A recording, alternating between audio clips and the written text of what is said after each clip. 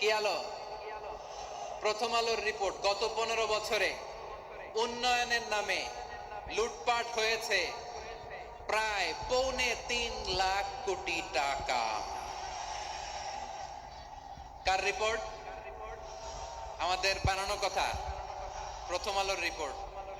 গত 15 বছরে কারা ছিল জানেন তো? হ্যাঁ, শুধু ওনাদেরকেই দোষ দিয়ে লাভ নাই। স্বাধীনতার পর থেকে শুধু শাসকের হাত বদল হয়েছে, আমরা কিছু পাই নাই, ঠিক কিনা বলেন? শুধু ওনাদের দোষ দিয়ে কি লাভ?